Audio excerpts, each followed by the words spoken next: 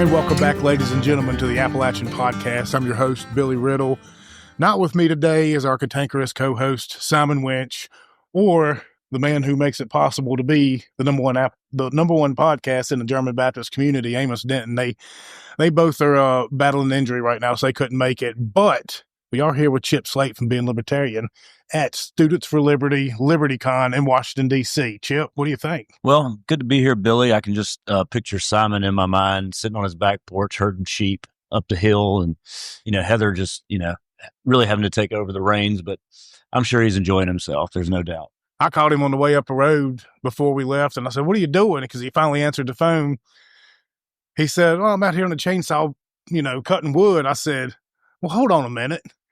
I said, "You told us you were bedridden and you shouldn't be out there. Please tell me Amos's dumb ass isn't out there doing it too." And he kind of laughed. He said, "No." He said, "Fortunately, we didn't drag him out of it because he had I think he had some cartilage ripped from his rib, so he couldn't even sit down.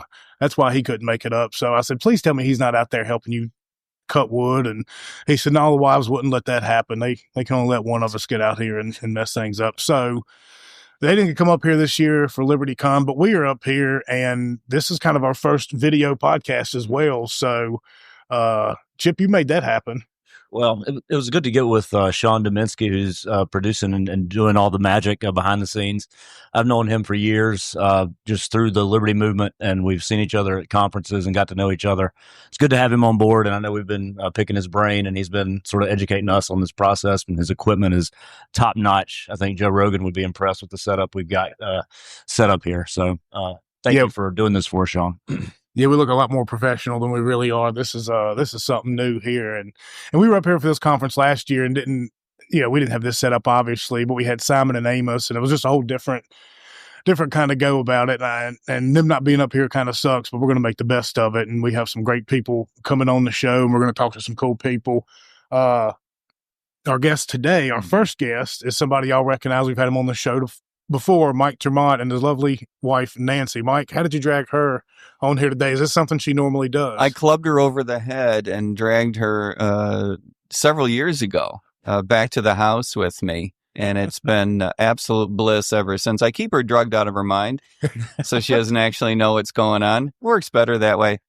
And this is consistent. He said the same story at the cabin. I'm certain it's true. Big shout out to Simon. I guess what you're saying is that doing this podcast with you guys is harder, tougher, more demanding work than chainsawing wood in your yard. Is that really what this comes down to? It would appear so. Yeah. I think that's basically what he's done. Or he would rather do yard work than be with you. I think that's probably more along the lines of it. He's become rather frustrated with our constant MI6 comparisons and accusing him of being, still part loyal to the king, I guess is the best way to put it. And maybe that frustrates him just a bit. And this is how he doesn't blow his cover. He just slowly sticks in these jabs here and there to try and, put cracks in the foundation. It's as mad as he gets about that, every time he sort of gets angry about it, then all of a sudden he brings in one of his friends and he's like, "Oh, he worked for a shadow agency I can't really tell you about." And it's like, come on, Simon, come on. Or he's like, Jimmy Buffett died. And he's like, "Oh, by the way, here's a picture of me and Jimmy Buffett taking off in a private plane from the islands." And did he just happen to have laying around? It was no big deal. Yeah. No, he's been a lot of places that he wouldn't admit to early on. Yeah, and it's the places he admits to that'll still make you kind of question. I think it's a statute of limitations thing. As they roll off, he's able to disclose more about his past lives. Probably makes a lot of sense. I mean, you look at the people who need to get into wild and crazy places. Well, who better than a sea captain? Because you're methodically moving across the world, and then you've got the strength. It's an excellent cover. You've got the strength side of it because you played rugby. You're very well trained in firearms. Have you ever actually seen him play rugby?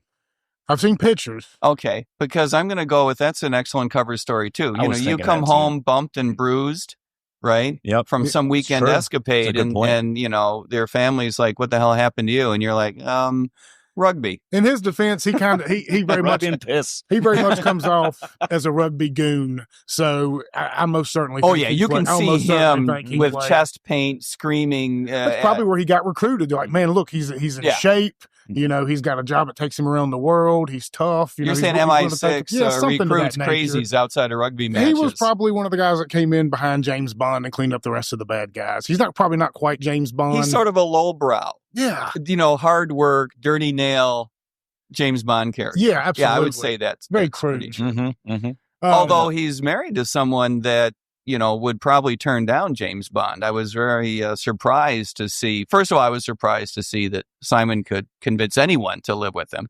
But, yeah, as your audience may not yet be familiar, Heather is a real catch.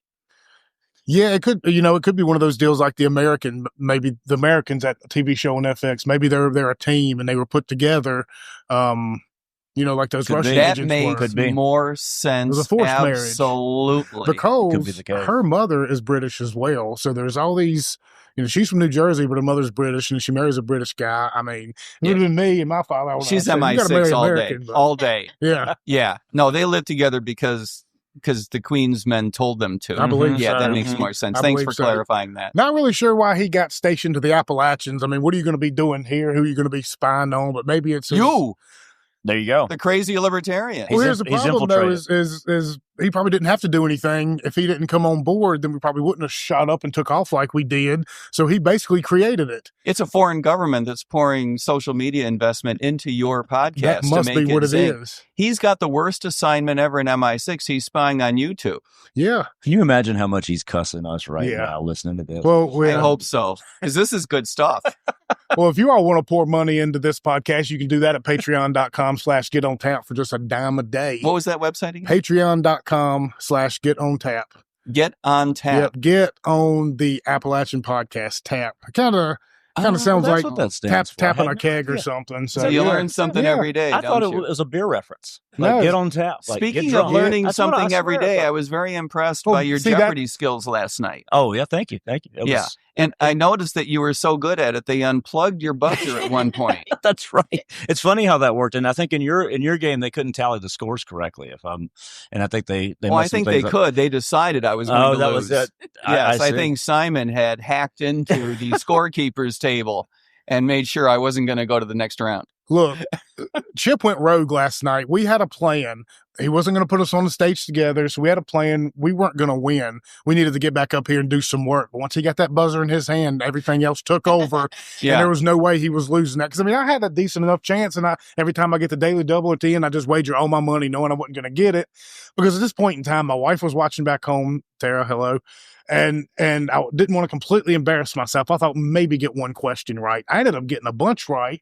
You did. Billy, you knew a lot of answers. You're just a very self-destructive personality. Oh, absolutely. And that's the whole point. That's what makes me It was like 14th century Bulgarian poets. I'll bet it all. Yeah. I mean, what is going on up there? I wondered, but I was trying to get out of there and be done with it so we could get back up here and try and get some work in. But you're trying to follow the plan. I had a plan.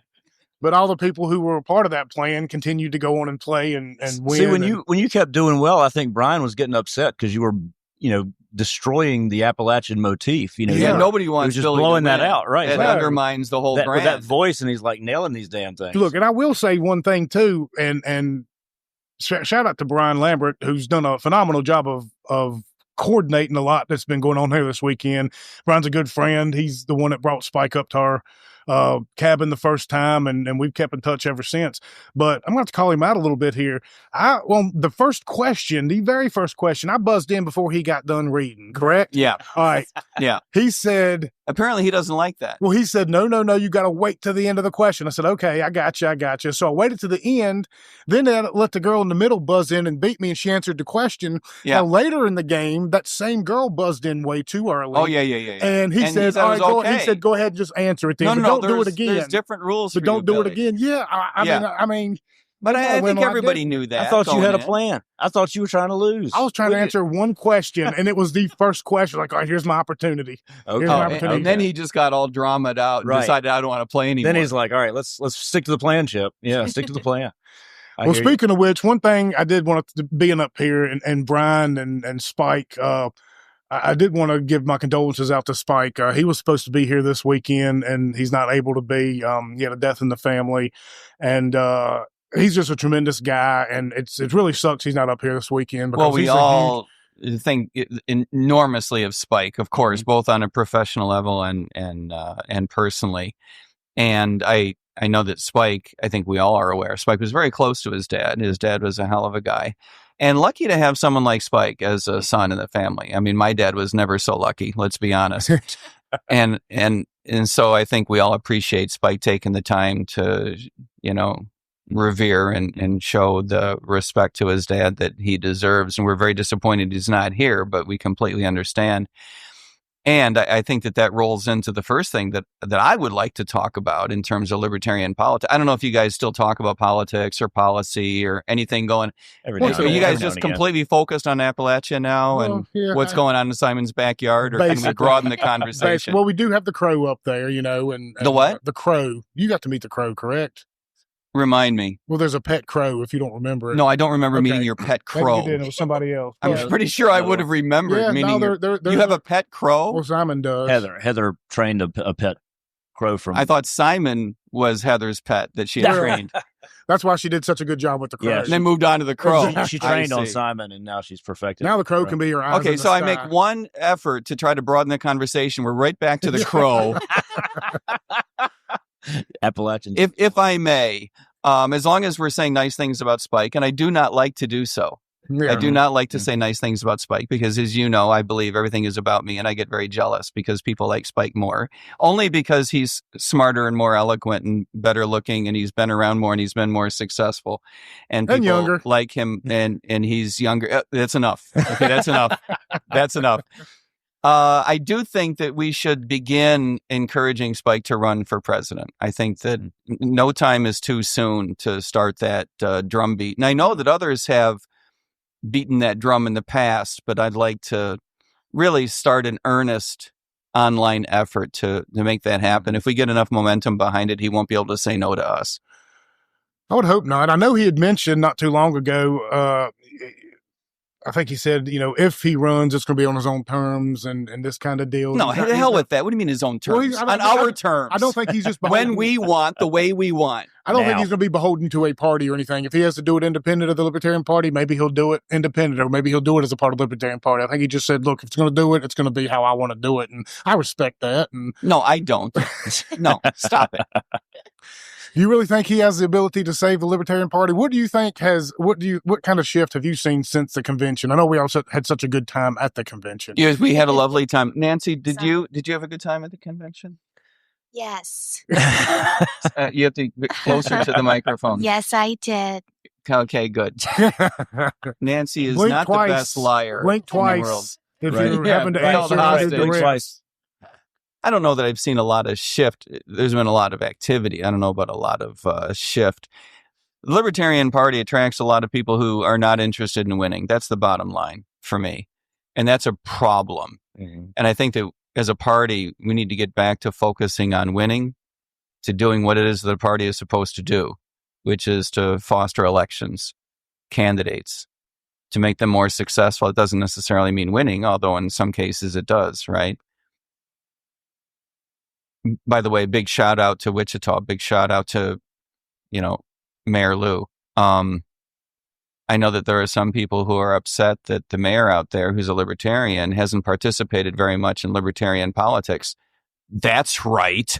Because she's interested in winning and doing right by her community, and she's not all that interested in internal libertarian politics. And I think that we would all do well to take a lesson from that chapter. We need to get back to focusing on elections and stop worrying about punching each other in the face over whatever it is policy-wise that, about which we disagree with our fellow members. I think that's a good point. It's politics is shifting in such a way that, the party itself has shown how important it can be in the grand scheme, especially after Trump and RFK came there, and sort of, I would presume that's sort of where their alliance began, because I think they were sort of anti each other up to that point, and I think they had some meetings there about. So, Libertarian has fostered that, in a roundabout way, but I think the relevance is important. You're right. The elections have to be the focus instead of what we see at these conventions, which is just sort of tripe in a lot of ways, what happens behind the scenes. It is the running of candidates, running campaigns in these elections where we build up our political capital. Mhm. You cannot just trade on that capital repeatedly over and over and over again without building it up. You have Right. to continuously build it up. And that's only going to come from running successful campaigns. Mhm. And you lose that equity over time if you don't. It absolutely degrades. And so I don't mind the strategy that says we're going to trade on that a little bit to form alliances, Mhm. right? I very much appreciate the alliance that we formed with the Trump people, with the Kennedy people. I enjoyed having Ramaswamy around. And to be honest, as some of your listeners will know, I was quite critical of the idea of bringing these idiots into our convention. Right. And part of that was because I was afraid that we were going to get co-opted and it would undermine our message and yada, yada, yada. And I have to admit, and I don't do this very often, as Nancy knows, that I was probably a little bit I was probably wrong about some of There my you go. deeper concerns. Right. You know, it turned out pretty well in the grand scheme of things. You know, probably not everything is something I would have done. But it did turn out better than I thought it would. I need to give credit where credit is due.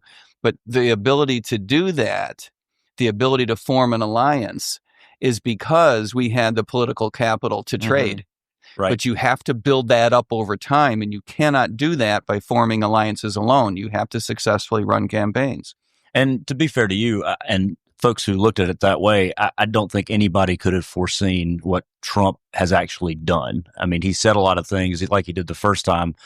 There was no guarantee that was going to happen, but more than that has happened. Significantly more than that has happened. He's had a rollout of just the most, I guess, political change I've seen in 3 weeks ever. I mean, when has there been such sweeping, quick change in politics? And that was only planned. 9/11 in the wrong direction. Right, exactly. And that just speaks to what he had planned and, you know, just sort of the vision that he has had for this. But again, who could have foreseen that given his history? So I don't think that was a bad take, honestly. Well, that's a really interesting point. And of course, as libertarians, we're not going to agree with everything that the administration does. And even the things that we agree with, we may not like the way that they're done because, you know, we are constitutionalists, and at least in part. Some of us are a little bit more anarchistic than others, but you know, we can debate our way through that. But you have to admit that the libertarian streak in President Trump that we were all hoping for has come out a little bit in some various ways. I think a lot of Americans would argue has popped out in some weird ways, but he gives us reason to be optimistic in some cases. The fact that DOGE exists, a department focused on actually shrinking the government, it's not just, I mean, before this, there was none of that. There wasn't even an idea of shrinking the government. It's just we tack on, we add bills, we pork things. And then now, though, it's a completely different world. I mean, it's amazing what's happened with it. I heard someone just the other week say, well, you know, if Democrats had won, if there were another Biden administration or President Harris, they could have created a DOGE. Like, yeah, of course, right? Or 4 years ago, or 16 years, you know, anytime, you know, step right up. I don't think that the Republicans were trying to hold you back in that sense. It's never been a part of the discussion. And now it's not just a part of the discussion. There's a damn department for it. And there are people actively looking to cut waste. And it's a wrecking crew. Right. It's not a bunch of accountants. That's right. And it's beautiful. I hope to just see it continue to blossom because it's just getting started. That's the crazy thing. We're into this 3 weeks and just, you know, it's the Bobs from Office Space are going out there and saying, what is it that you actually think? What is it that you actually do here? Right. And you got these guys losing their minds like, I'm a people person. I notice you've been missing a lot of work. I wouldn't say I've been missing it. Management material all day long. Absolutely. And you know, these guys are going to get stuff wrong. Yeah. Right? We might as well just admit that to ourselves right now. Procedurally, they're going to be like bulls in china shops. They're probably going to break a few laws. I'm not saying that's okay, right? But that's part of the package. You know, let's not be shocked. You know, we need to be prepared to to recognize that some of what they do or the ways they do it need to be corralled a little bit. But the attitude, never have you seen anyone with that attitude inside of an administration before. And that's what it is that we like. Yeah, I mean, I guess it poses a question.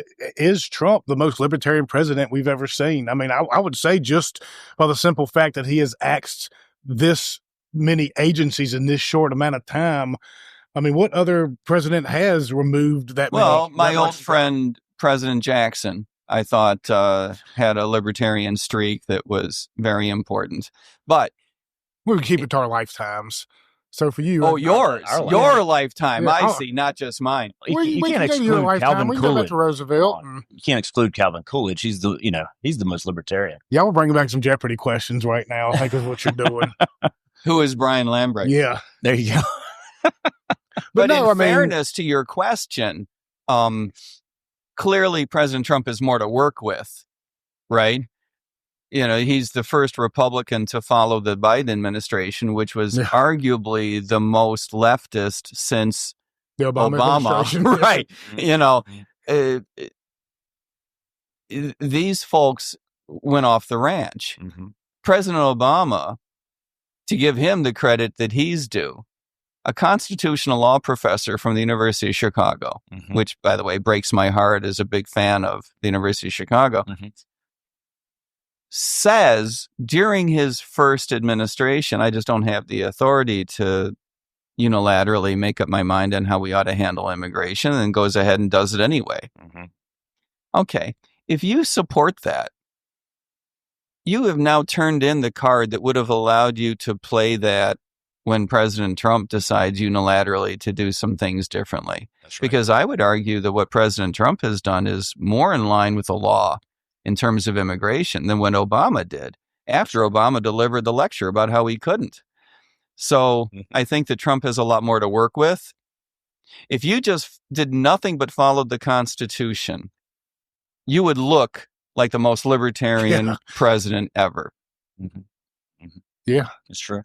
Well, I wonder, when you talk about the Libertarian Party, I think there's two kinds of people that are in the Libertarian Party. There are the purists who want nothing but to advance the party, and they're going to advance the party in the way that's by the book, and this is how. Then you have the other people that are more about advancing the message.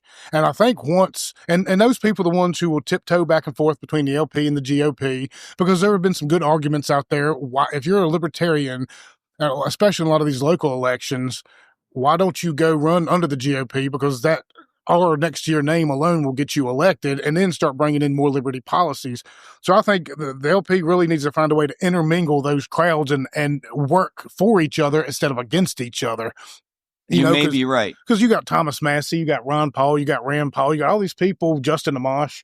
They were all Republicans, but we all know they're really libertarians deep down. But they're smart enough to know they can't get to that big level with an L on their name. So use the GOP while that's GOP funds. You want to talk about being a libertarian? Don't use your money. Use the GOP money. If they're going to get you in there, they want a body. Run for that local election under the Republicans, and then advance your liberty messages from there. I mean, we wouldn't have had to have spent all of our money in the past couple of years. That's right. If anyone out there wants to hire me and Nancy, give me a buzz. So for you, what is your future after this election? What do you want to move on to next? Take a year off and do absolutely nothing? You're on board with another campaign. I am. Whatever you want to do. Blink twice if you're speaking under duress. The conversation that Nancy and I had to have did include a piece of, well, that was weird. Do you want to do it again? But there's another piece, and it's a piece that we don't, in my view, I don't think we talk enough about. And that is that the federal government of the United States, notwithstanding President Trump, and perhaps more slowly, thanks to President Trump, is headed in a really bad direction in terms of spending and debt, right? Now, we all know that next week we're going to see some budget proposal from the White House. So let's temper our conversation just a bit. But there aren't too many economists who would argue with me regarding the following statement, and that is that by the middle of this century, the federal government of the United States is going to be financially insolvent unless there's a really profound course correction. And that's a big deal, because it would be one thing if the government would just collapse, get replaced by something smaller, and, we moved on to better food and brighter colors, right? But that's not how it works. How it works is it would bring down the bond market, it would bring down the market for the dollar, and cast the entire world into a deep depression with no international reserve currency worth a damn. That's a problem, because now you're erasing not a few months or a few years of economic progress, but decades. Yeah. And that means that billions of people have their lives economically interrupted just because of people in Washington making stupid decisions. And that's not right. On a very ethical level. Sure. Never mind the efficiency of economic growth. On a very ethical level, we need to have a problem with that. Sure. And the other problem I have is that the government of the United States, the federal government, recognizing that we keep changing administrations between the two parties and that there are important differences, but on the whole, we seem to be moving toward greater concentration of power in the White House and greater latitude in the decisions that these people make. Right. They take to themselves enormous amounts of power to make fairly broad decisions, right?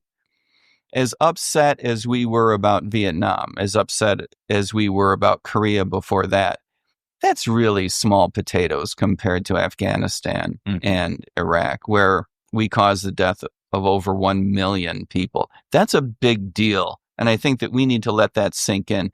In other words, in my view, things are getting worse, not better. And I believe that as a matter of militaristic foreign policy, we spin the wheel far too often. And I fear that just as a matter of a law of large numbers, we'll eventually spin the wheel and not be able to get out of it. And that we will somehow trigger an international conflict that is really a big deal. I don't want to describe it. We all have imaginations, right? Yep. I don't think for those of us, including all 5 of us at this table, for those of us who recognize these problems, I don't think you have the right to do nothing about it. I don't think you should accord yourself the ethical latitude to just watch this happen. And I asked Nancy, if we work our asses off for the next decade, do you think that we could make any difference whatsoever? Now, she had the ability to say no, right? And I don't know if we can make a serious difference, a big difference, a little difference, but she didn't say no. You did blow it. You blew it. You should have said no. But she said, yeah, I think that we could probably make some kind of a difference. Well, if you think that that's true, even if you're wrong, but if you think, play your cards right? Do something, figure it out. If you think that you can make a difference, I think you have to. Yeah. I think you have to. So the answer is yes, but I don't know the answer to the next 8 questions. Well, I think you're right on that. That's a big reason why we do this. I kind of just started out as a little hobby upstairs in my office space. I never expected it to get to this point, but now it's kind of like after Simon jumped on board and after I saw the reach we started getting, I said, well, now we have a responsibility. If we have this platform, we have these people tuning in, we've got to ignite people. We've got to get them excited about the prospects of what we can do, and they need to be concerned with the things that could happen. We tell people all the time, look, make sure you're making friends with your neighbor who's got a farm, and you know where the local farmer market is. You know where to get your meat locally. You know people who have ammo. You know people who make moonshine. All those things are great currencies to have if bad times do come upon us. But I'm like, we don't necessarily have to just sit back and wait for those bad times. How about we be proactive now and try and what little we can do here. I've got 3 kids that I don't I want them to have a normal childhood. I want them to be adults in a decent world. And that means if we have to crack some eggs right now and I got to sweat it out and miss out on some things, I'm fine with that. But I want it done now before they get too old. And you are a hell of an egg cracker. And I understand you've got another one on the way. No. She's already here. Oh, my goodness. That's the third one. I've been overtaken by events. Yeah. That was back in September. We had her. So she's about 4 months old now. Thank you. I thank my wife for allowing me to come up here this weekend. I will blink twice. I am under duress, but thank her for letting me come up here and do this weekend because this is super important, and I really guilted her in saying Chip had brought video people up here, so we couldn't let it go. Couldn't say no. Yeah, I got 3 now, and I look at them, and maybe 7 years ago before I had my first, I could be a little more anarchist, and I could be a little more behind my ideologies because I'm the only one really with consequence. But now when I've got children, I got to start thinking, okay, well, this idealistic world that I'm looking at doesn't really seem like a reality because I see all these people over here who the thought of self-governing just causes them to go into a PTSD spin. Yes. Like, and these people are so reliant on the nanny state. They're so reliant on Big Brother that, it's always, how's the saying go? It's easier to fool somebody than convince them that they've been fooled. So I'm sitting there thinking, okay, well, now I've got to take some of the things I believe. I got to start coming back a little bit and saying, okay, we got to form more alliances here. We got to figure out better ways to diplomatically tear this down because going and screaming we should be tax-free anarchist society is not going to work anymore. And I've got children. I've got things at stake now. Well, nothing will make you more practical and realist than when you have kids. And the rubber hits the road, and you have to be realistic about what you can get done and pragmatic about things because you don't really have a choice at that point. No, the reality slaps you in the face, and they're the children growing. do remind us that we are not the most important things in the world. Exactly, you must be dedicated to something more important than what you had thought you were going to dedicate your life to earlier. Exactly. Right? Things change.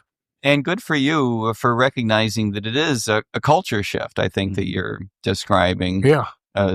Deep change. And that's why your podcast is so important because it's more important than any one particular political campaign. Mm-hmm. Yeah. I mean, we've had people of all ilks come on the show quite often. We give them a platform and say, here are the ideas. If you're going to listen, you be the one to decide on what you like. And it's been fun. It's been a lot of fun. And I'm glad to be able to come up here and do things like this as well and talk to different kinds of people because then you go back and you share those ideas with some people and you kind of bounce those ideas off of each other and you start coming up with a plan. You share stuff, but also the podcast itself becomes a voice for Appalachia. It gets the more popular and more, that we get out, then it helps the region. And everyone's going to want to move out there, though.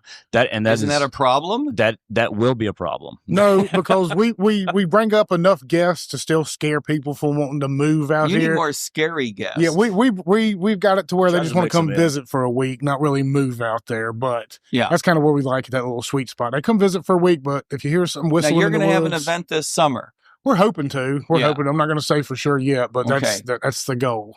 That's the goal, having a big... Well, that's my goal as well. I'm looking forward to coming out there. No, I understand that there's a canon that your best guests get to fire off. I've obviously never reached that top echelon, but I want to fire off the cannon. Yeah, we're going to make sure that happens the next time you come up. We can't give you everything in one trip. Then, you go to Disney, you ride every single ride, then you're bored the rest of the day. See, I did get we brought you the Jamaican food truck. Yeah, you got chicken last time I was out there. Yeah, now that was worth the trip. Holy mac! Nancy, what's it called? The Countryman. Yeah, Dennis's food truck is the Jamaican Countryman Jamaican Grill. That's it. Countryman Jamaican. Yeah, you'll see that around anywhere in our part of Virginia. If, you can follow him on Facebook, and he'll let you know where he's going to be at. But if you're there, my God, there can't be too many Jamaican food trucks in Appalachia. No, not authentic like that. No. It was really good. Oh, it was delicious. Shrimp, chicken, steak. It was amazing. Yeah. So, we have a lot of fun with that kind of stuff, and the Appalachian culture, that's something we try and push as well. And it's funny, you spend your whole life growing up and they say, oh, it's okay to celebrate our diversity and our differences and stuff like that. But then in the same people in the same breath, you go out there and celebrate that diversity, they tell you your culture appropriating. Like, it doesn't make any sense. They just talk themselves in circles. Like, so the Appalachian culture is something that I don't expect people in the Pacific Northwest or Texas to understand or get, but I just want them to understand it. And I keep visiting you over and over, and I still don't understand. Yeah, I want to understand what's their going culture on out there. Learning about crows that fly in, right? Pet crows. There's a pet crow. Yeah, Jim is his name. You named it. Heather did. Heather is named the pet You crow. caught that one. I don't think he did. Yeah, no, I did. Please don't bring it up. That's actually not his name, by the way. I think it's what does he call him? It's some fancy European name or It's something. only something he can pronounce. Yeah, something. The know. crow is a fancy In- European name. Yeah. In Welsh. It's like, you know, you can pronounce it in Welsh or something. Yeah, I can't remember. Or like Ramon or something. Something very fancy. Ramon. I'm about to How text do we him go and ask from him Europe now. to Ramon? I don't know. Well, Ramon is maybe Spanish. That's Europe, okay. you know. Okay. And we know how much of a fan Simon is of the French, so maybe it's a French name. and Okay. Simon is a fan of the French. Oh, he's got French flags everywhere on his property. He is. Man, he is probably didn't through- want that out there. He's through and through with me. Maybe he's not MI6. It's very Maybe strange. he's French Secret Service. French Foreign Legion. God, I just heard the TV he threw against the wall listening to this. Threatening to kill me when I get home. Mhm, Yeah, mhm. it's all right. Mhm. He should have come up here, I guess, to It's his defend fault. himself. Yeah, that's don't right. I His know. own think fault. Simon is probably in the Mossad. Oh, that's a good It's very. call. I mean, look, the sky's really the limit with him. With his stories, like I said, my favorite of him is when we had Chris Hodges on, who's the founder of Floyd Fest, was this really big music festival, but one of the most recognizable in the entire region. And Simon starts talking about this random South African musician that nobody in the world has ever heard of.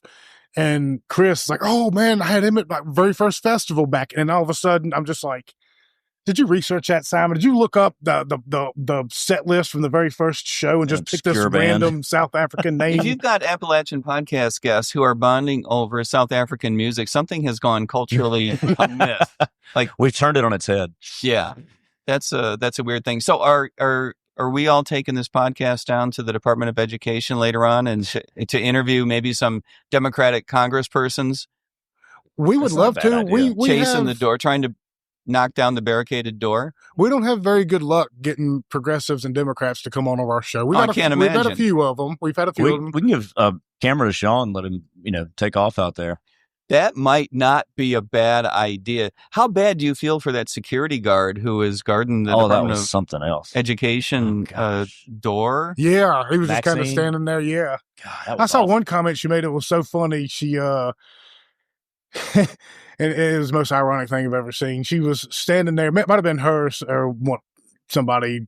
It was a black lady. I couldn't tell if it was Maxine Waters or not, but they were standing there screaming at the guard, saying something to the nature of, "We are Congress. We are not a bunch of thugs and criminals standing out here on the street." I was like, I'm sorry, No, that's a distinction exactly without what a you. difference. Yeah. No, Her you tongue are. was just pressing that cheek hard there. God Almighty. Yeah. No, they are a bunch of. Chip and I actually got to go get a tour of the Capitol the other day, a personal tour, which was really, really Really? neat. Yes, got to pass all those poor schlebs that are having to get in the line and listen to somebody talk and stuff. Nancy Mace's press secretary is a big fan of being libertarian and reached out on Instagram and offered Get us to out come of over. town. Yeah, and he's just a superstar of a kid. I say kid, but he took us for a tour and we got to see him actually voting, and got to go in the gallery there and look at all just That's kind of fun. see Ilhan Omar and AOC just gabbing and Yeah, It was- they're it's just wild to clearly see, buds. And how much fun would it have been to see either those two or Maxine carried off by DC police? exactly. Metro PD, I Mhm. think, was the next option. Nancy, you pointed that out to me yesterday. That security guard is about to call the police because he appeared to be there by himself. And that's an uncomfortable situation, no Sure matter it how is. ding-a-ling-ish the 25 people in front of you are It's who a are mob. Of course it is. I would not have blamed him one bit if he had called Metro PD Oh, not at and all. said, I got some crazies here. Mm-hmm. Some of them claim to be congresspersons and some of them may be, but I can't have, my bosses are at work here. We can't have them just ransacking Mm-hmm. the building because they're in a bad mood. You're going to have to help me move these people off the damn Mhm. sidewalk. I'd have been okay with that. And just the imagery of seeing Maxine carried away by Oh yeah, a couple of Metro PDs, that Did it resolve?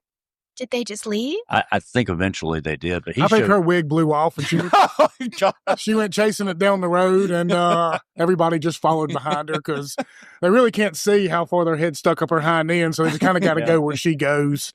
And that was the end of it. She does seem to be the ringleader. Yeah. Oh, yeah. Just, I mean, look, I got no respect for that woman. She goes on TV and shouts up and down about decorum and being a decent human being, and then turns around and says, if you see these people out in public, shame them, surround them. And I'm just like, I think that's you're foul. inciting mob, like foul. a mob mentality, and you turn around saying it's, so she's just a grifter, and we wouldn't even do that to her. And politically, Mm-hmm. I think she is just She's off bad the for rails. America. Mm-hmm. But well, because somebody like her will never leave the confines or the comfort of her safe zone. You'll never find her out in Appalachia griping and complaining, because she will get the. she's not getting the jerk She's not chicken. going to get.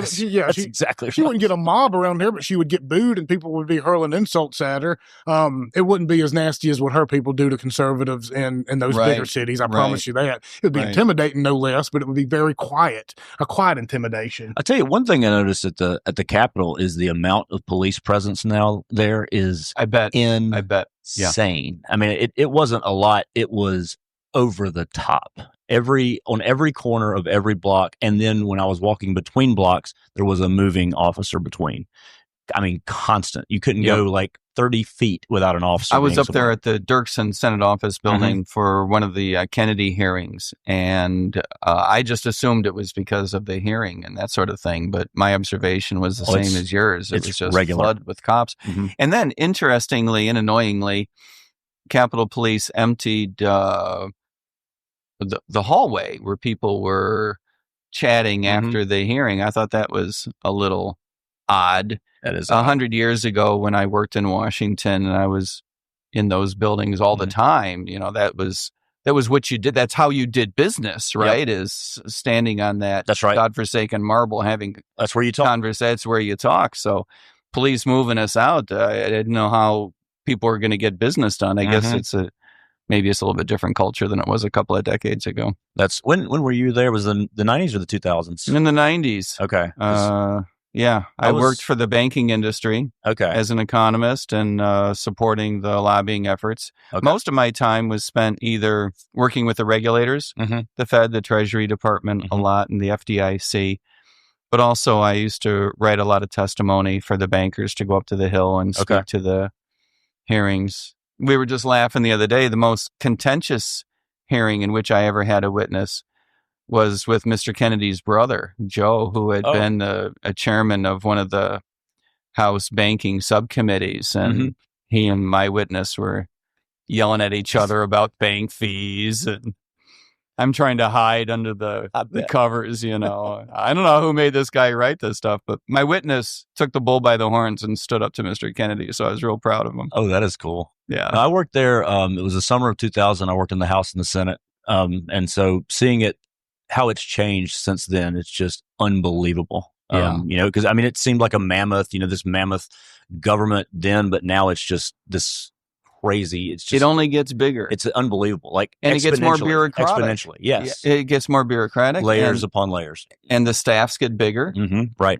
I don't know how they, well, a lot of them, we're seeing it now. A lot of them are being laid off and gotten rid of. So it's coming back, thankfully. And I think, again, we need that. This is long overdue to come back to the center. The other thing that's fascinating is to see the even stronger grip of the political parties. This idea that the Republican Party controls Congress and the White House. Back in the day, you go back 20 and 30 years, you go back to the Nixon administration, for example, or soon thereafter, the party wasn't as powerful. There was always some tension between, say, Democrats and the White House Democrats on the Hill, Republicans and the White House Republicans on the Hill. But now it's just one. It's completely tribal. It's just completely tribal. And I think that has a lot to do with our media. Absolutely does. There's no doubt. For one thing. And the fact that our government was funding this media. Absolutely. And that the problem is the media is not going to make as big a deal about that as it should be. This should be the story for, a decade that this has been happening for Of course decades. it should. But it won't. Of course it it it's should. already getting, covered up, or they're trying to, but thank God for X and these, outlets that will allow you to speak about those things and amplify it. Yeah. Because without, if we didn't have X, what would we have? Well, Nancy and I still watch CNN once in a while because we're afraid that if we don't, it'll go off the air. We are two of the 8 people that, we'll turn it on for a little while each day to make sure that it's still, I'm waiting for the countdown screen. Right. Or that would be funny. The old diagram from the 60s, at 2 a.m. when the station would go off and they'd play the Star Spangled Banner and they'd be gone. I'm waiting for that on CNN. There's no way they wave an American flag into the Star Spangled Banner. It'll probably be You see an ISIS Soviet flag communist flag going down. Like, well, this is the end of our term, comrades. Maybe you're right. That brings up a good question. I think Politico got $8 million or 8 something from the government. Yep. I didn't realize that it was that large. I don't recall the Appalachian Podcast getting a dime for the government, and we are a media outlet. Pony up to the trough, young man. What do we have to do? Can we bring a lawsuit? I think we missed the boat. Maybe there's a subcontract. Can you become a political subcontractor? Possibly. Then I'd have to probably be told what to do and say it from time to time, and I'm not a big fan of that. I'm shocked. Yeah, well. I don't think you would make it to the first Wednesday before you had a falling out. If I didn't make it, Simon definitely wouldn't make it before me. I've got a plan B, and I choose my words carefully. The pharmaceutical companies, did you like that transition? Nice. The pharmaceutical companies are still funding CNN for reasons I can't quite put my finger on. It must be congressional staff is watching CNN or something. Has to be. Mm-hmm. But there's a tremendous amount of money flowing in there. Mm-hmm. There's I don't know if I want to call it a scandal because it's not as though people don't recognize it, but there needs to be a more robust conversation about allowing these political interests, right, to control these media channels in a way that we don't talk about. We're not having that conversation in the public, in my view, in the way that we should, right? When you see these pharmaceutical companies propping up CNN where there's only 7 people watching, that's because Nancy and I turn it on for a half an hour every day. And an airport. And the airports, that's right. They force us at DCA to watch it. When you have all this money supporting this media channel, and then that same channel tells you have to wear a mask, you have to get vaccinated, you have to get your kids vaccinated, right? Sure. And we're just supposed to pretend like that's an acceptable way to do business. Mm-mm.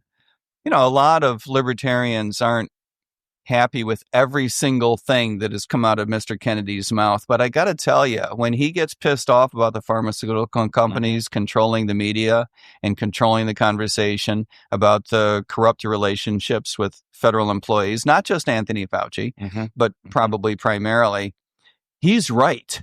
100%. He's absolutely right. And I hope he does something. I hope he gets confirmed, and I hope that he is able to take those. Me too. The advertisements need to come off. I don't want my kids hearing all these side effects, for one thing. I mean, if for no other reason, that doesn't need to be on there. But the funneling of money is. I want the parents to hear the side effects. We don't have the research that shows what the vaccine side effects are. I don't know what they are, right? That's the problem. Yep. Right? The problem is that we don't have research that shows what the vaccine side effects are. I'm not setting my hair on fire because I know all the biological occurrences in your body once you have a vaccine. I'm not a doctor. I'm not a chemist. I'm not going there. But I do know that we don't have independent research that shows what the side effects of the vaccines are. That's a problem. You're absolutely right. Your kids shouldn't be listening to them, but parents should be told. And that's only going to come from research that has not been yet conducted. Right. That's a problem. It is. Because the doctors feed off that too. You're not getting your real doctor. You're getting somebody who's influenced by all these things along the way. And even an independent-minded doctor. What do you got to work with? What does he have? Here's the research that's been done. I remember having that conversation with my doctor, who was super honest with me. Like, this is, I don't have all the information that I would want to have. So the two of us are like, well, you're 59, you're no spring chicken. And, you had a lung infection last year, and, I gave him a hard time, and we kibitzed about it for months. And what a good doctor that he acknowledged he didn't have enough data to give you an answer on something. Because Right. I don't know many that would acknowledge that. Right. Doctors aren't normal to say, Right. I'm wrong. And then or, he "I had, don't have he did eventually come up with an opinion, right? Mhm. But he was good in the beginning to admit that, we just, no matter how I advise you, Right. right? It's a bit of a crapshoot. Mhm. We don't know what the disease is going to do. We don't know what the vaccine is going to do. We don't know what you're going to do. Right. Who knows? Mhm. So, Yeah, I think when it comes to Kennedy, I see all these people screeching, I don't like him on his 2A stuff. I'm like, he is never going to be nowhere near the Second Amendment stuff. So at let's- HHS, we're not asking let's- his opinion. Let's say, well, Democrats did say that that guns are a health concern, or so I'm sure they'll come up with some nonsense. But no, seriously, take the win when you can get it. Yeah, he sucks on some other things. He's not going to be part of what he sucks at. He's going to be part of what he's good at. That's how you compromise. That's how the world is supposed to be. That's how you put together. You don't want a bunch of, people, yes, sir, echo chamber, all down the line of Trump loyalists in every single position. You want people who came from other places that think outside those boxes to be able to keep him in check. Well, That is well said. Exclusive of the politics, he at this moment in time is exactly who needs to be in that exact department right now. He needs to be in there to do exactly what he says he's going to do. Yep. All those things that getting the chemicals out of our food, getting the pharmaceutical industry under control. It's just And a guy who needs to happen. recognizes that the reason all of that is there is because of corrupt Right. political processes seen it. behind it Mhm. and corrupt science, research that's been corrupted, that's not fully disclosed. I'm more comfortable. A lot of Democrats hate it when I say this. I recognize this, but I can say it on the Appalachian podcast. I'm happier having an attorney set his hair on fire about this than a doctor. Mhm. Democrats are always saying, well, you need a doctor. You need someone who's really good at chemistry and understand. No, stop it. The reason we're in this problem is because we protect these idiots from the liability that they should be subject to. The That's courts right. don't work correctly, Mhm. right? Because the companies that put these products, right, whether it's a certain cereal with red dye or it's a medicine that hasn't been completely researched, it's all because our courts don't work correctly. It's because the companies that produce them are not completely transparent, Right. because they're not forced to Right. be. They're allowed to be. Right, Mhm. because they're allowed to be. I'm much more comfortable having an attorney who has spent his career screwing these people, Mm-hmm. right, Sure. than a scientist who has spent his career trying to figure out, which molecule bonds with which. Right. Well, and like you said, he's going to be looking at the data and how these things got there. So he's going to be exposing. Yes. And we've read his book, The Real Anthony Fauci. He's a natural at exposing things like that and is able Yep. to do it in an effective way. So I agree with you. He is ideal for that position right now. Absolutely, They the have right to guy at confirm the him. right They moment. have to confirm him. Yeah, and I think that they will. I think I it's think they going to will be too. tight, Mhm. but I think they will. So I'm excited about it. I am too. And you have to admit, regarding the other Trump folks, maybe they're not libertarian enough for some of our party members, right? But they are disruptors. There's some crazies in there that I love for the fact that they are way outside of any Lots. Mhm. normal Republican box. You need people like that. Well, at this stage, Absolutely. especially, we have gone so long without accountability that we need a revolution of accountability right now. We have to have it. I thought one of the most telling conversations was the hearing with Tulsi Gabbard, Mhm. where the Democrats start out criticizing her because she doesn't have enough experience, right? That was the line. She doesn't have the right experience. And then after the conversations start to play out, you realize what they're really upset about is her opinions Exactly. on matters, right? It's Yep. not a matter of experience. If her opinions were right, her experience would be fine, right? Mhm. You know, That's what right. they really mean is you haven't had enough experience for us to beat you into thinking the way that we think, That's right. right? Yep. If you still think that we need to call into question the way that we make foreign policy decisions, then we haven't beaten you up enough. Exactly. Right. We need you to knuckle under and get with the program. And so I just think that, they're so full of crap. They are. That whether I see eye to eye and everything with Tulsi Gabbard or not doesn't matter. Just the fact that she doesn't see eye to eye with them is enough for me. And what they expect, they have so little faith in the intelligence of normal people that they believe they can pound the table, be loud, scream, and point to get their point across that they're mad without having any substance in what they're saying. If you look at what they were criticizing Tulsi for, again, lack of experience, it's nonsense. It's absolute nonsense. Of course it is. And when you are able to look at that and say that is nonsense, she's perfect for it. Because they don't, right. Because they don't. That's an interesting point. They don't have anything to hit her on. They're right. hitting her on something. If you take a congressperson who's been a colonel and say that person doesn't have enough experience, like, what is wrong with you? It's just pounding the table. It's not just about anything the opinions. That's all it is. If they were 19 and had a funny handle like Big Balls, but they had the right opinions, the Democrats would be like, "Oh, he's our guy." They'd never say a word. He's our guy. That's right. Let him in. It's so true. Well, on that note, we'll go ahead and start wrapping things up here. I did want to say one more thing about the Capitol tour. It was just, as an average person, if you get an opportunity to just go reach out maybe to your congresswoman and say, hey, can I just get the private tour and go try and do it that way and see if, because it's for somebody like me, like I feel like I got to take a shower every time I come to DC. Like, this place isn't real. It's really not. Like, everybody walking around here and every restaurant you go to or walking down the street, they're robots. They're just going through the motions. Like, it's the same people with the same conversations in every restaurant. Like, I feel like eventually they're all going to start looking at me and walking and chasing me down the street. It's such a weird city, but at the same time, it starts like sucking you in. You're kind of like, oh yeah, I could sit up here and eat at these fancy restaurants and make a little bit of money doing it. Yeah, but this place is not for somebody like me. I can only stay here for a couple of days. But going to the Capitol and getting that tour, and actually going in there and sitting, on the floor or up in the balcony of the floor and just watching them go to work down there, it's something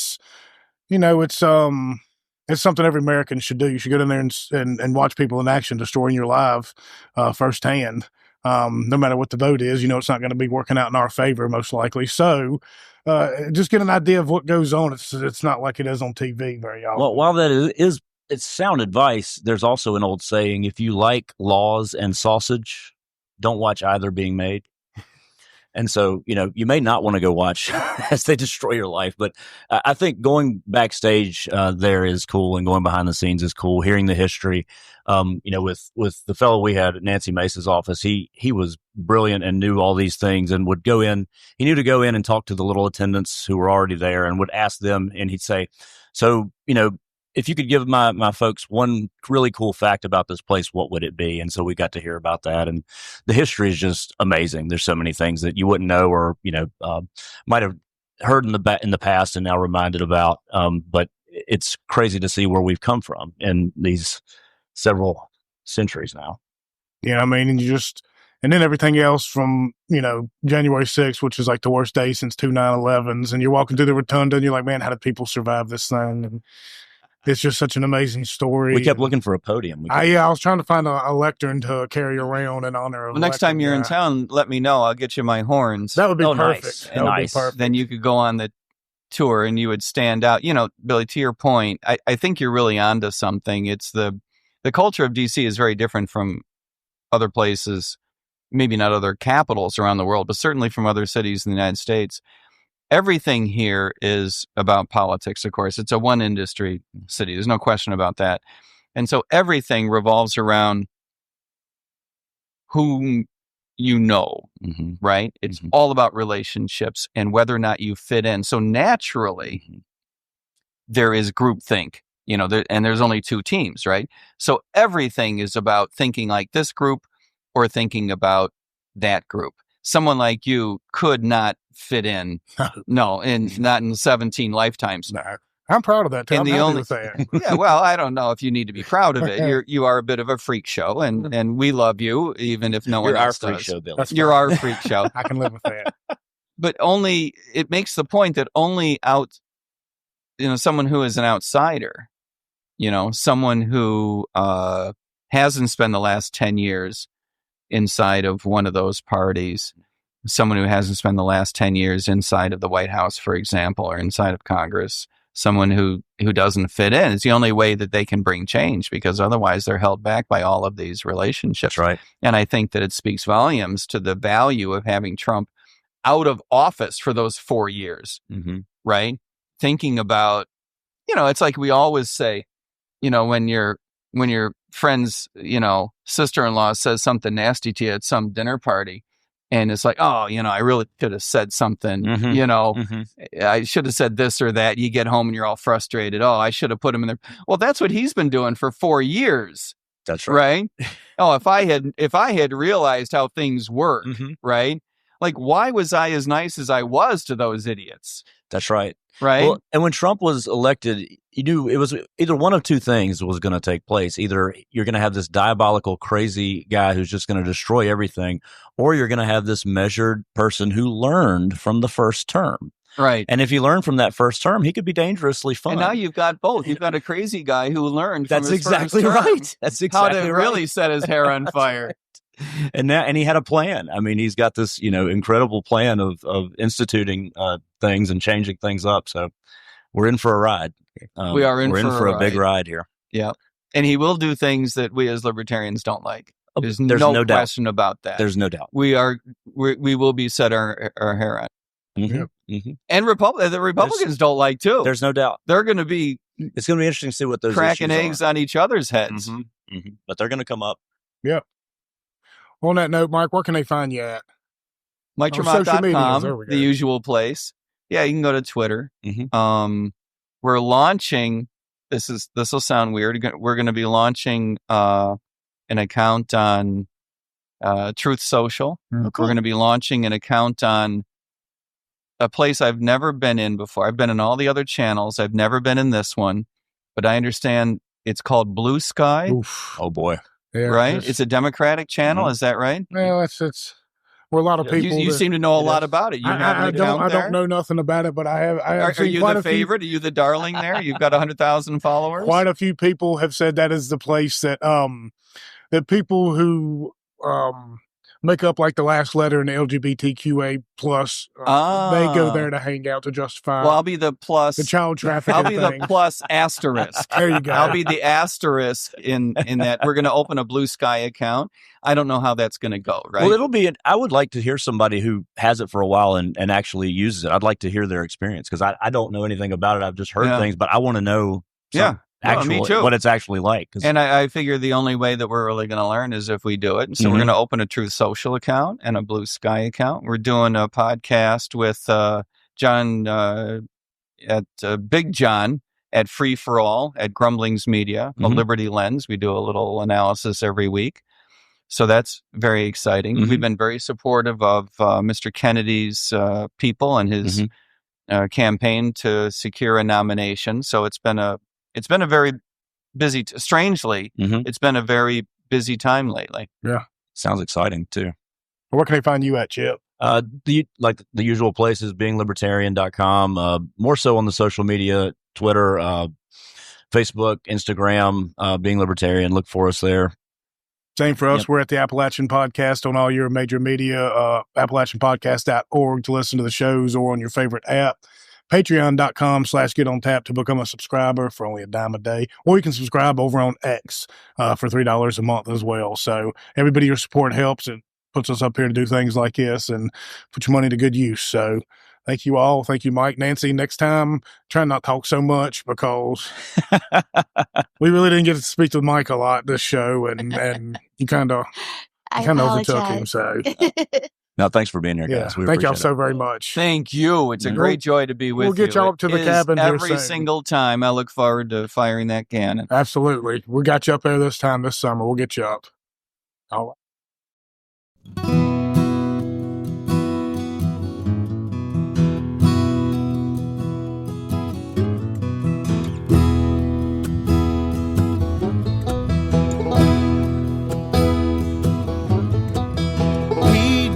Signal while changing lanes. pulled him over, found her cocaine. She said, I love you. Yes, I love you forevermore.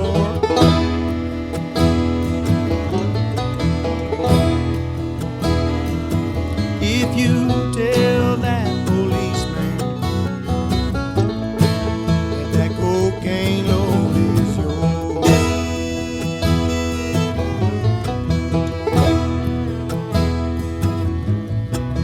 he spent time locked up while she ran around.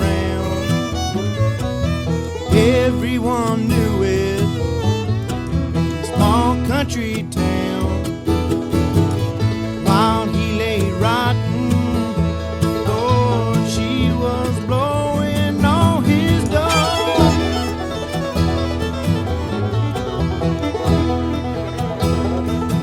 And the day they released him, well, he had nowhere to go.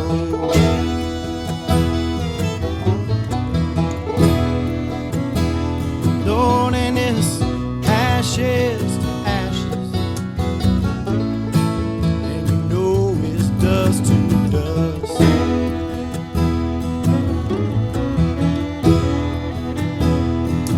Just another low down woman that a man can't trust.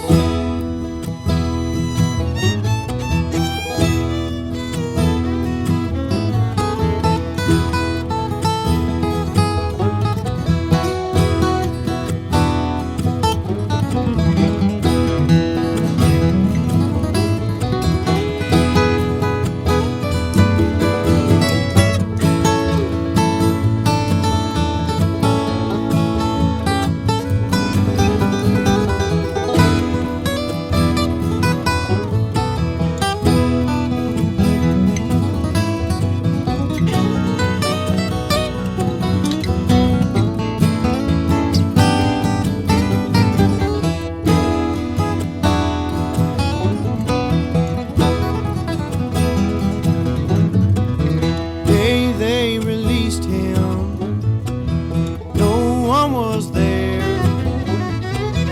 Had she forgotten? Did she still care? He called up her mama, Lord, and these words he heard her cry.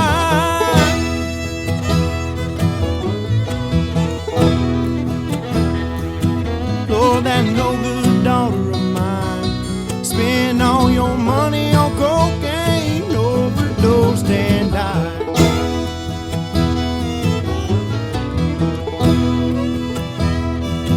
Lord, it's ashes to ashes, and you know it's dust to dust.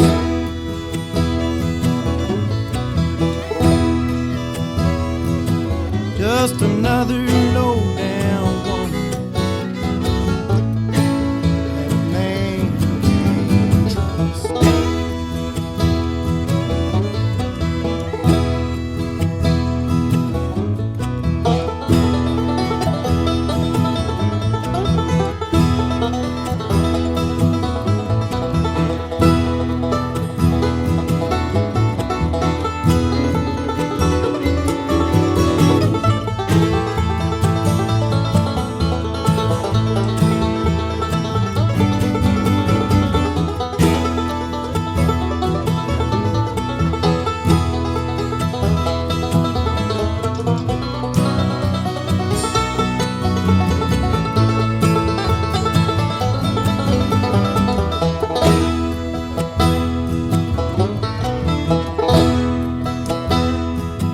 In the spring, one sunny day, my good gal left me, and she went away. Now she's gone, I don't worry, because I'm sitting